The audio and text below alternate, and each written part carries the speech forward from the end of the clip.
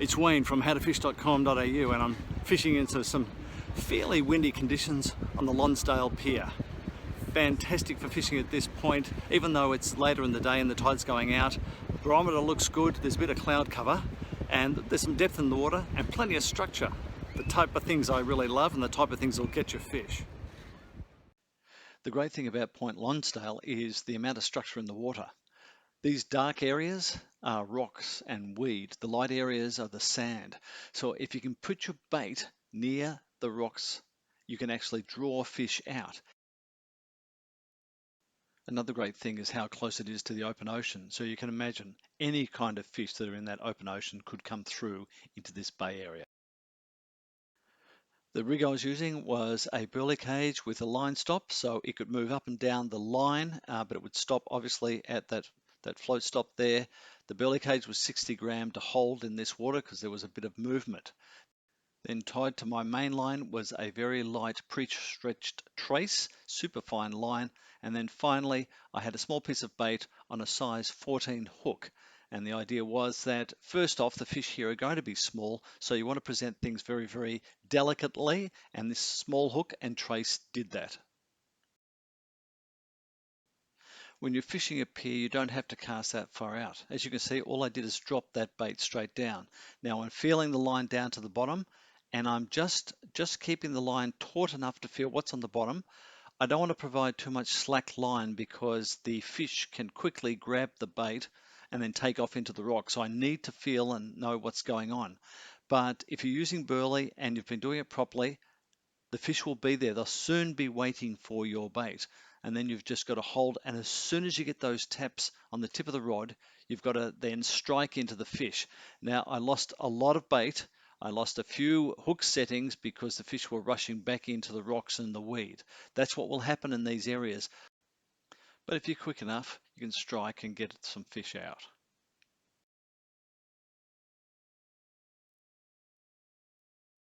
Now, when you fish these waters, you're always going to get a lot of small fish, especially in amongst this structure. This small wrasse or parrotfish was one of many that were in the water there and taking my bait.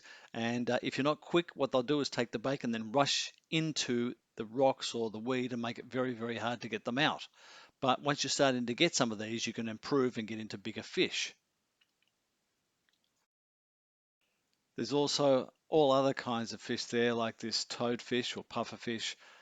I always return these to the water, even though they're considered a nuisance. The fact is they're part of the ecosystem, so please do return them. It's important for our waterways. As I fish, I often get people coming up and watching or asking how the fish is going.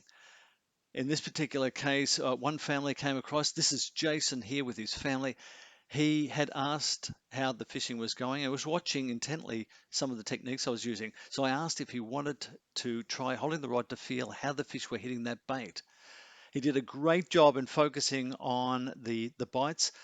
You can see the rod is quite still though. So what happened is that he was getting little tiny hits. He didn't get a big hit, which would have made a bow on the rod. So unfortunately, he didn't get a chance to hook into a fish.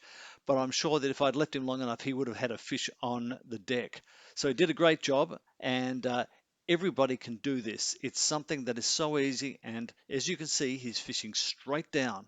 And that's what you can do on piers. It's great family entertainment. The way to really build your target zone for fish is to have stimulants and attractants in the water to move the fish around, to let them know that there's food about. This is really important in making your spot better than everybody else's. So if anything, you'll draw the fish to you. Otherwise, they're just distributed amongst all the rocks and weed, and you have to wait for them to find your bait. The routine for really keeping the fish in the area was to use burley in a burley cage, and then obviously the small scented baits, so with bait dips. But also, as you're rebaiting and putting your burley in, throw some pelleted burley into the water to keep the fish in the area. Sometimes putting your bait on might take a couple of minutes. You want the fish to stay around. Then you can actually go back and then drop your bait and burley in.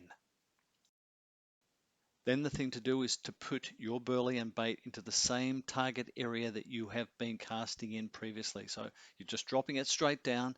Your burley pellets have been going to the same area. Your burley is going to the same area. The fish if you do it right, will be waiting for that bait.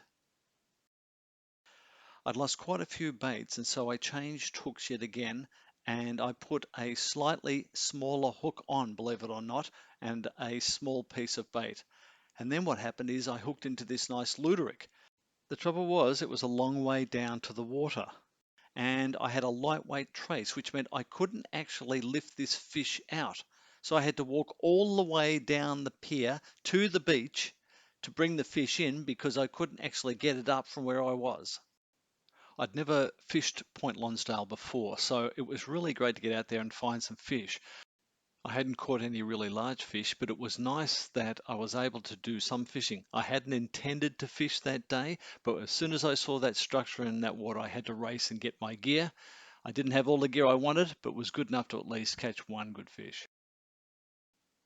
The other rig that I really like using on piers and jetties is my pier target rig. And all this is a different type of belly cage suspended above your bait with a long shanked hook. This works really well on structures that are straight up and down. And of course, once again, it's introducing the burley to get those fish into the area.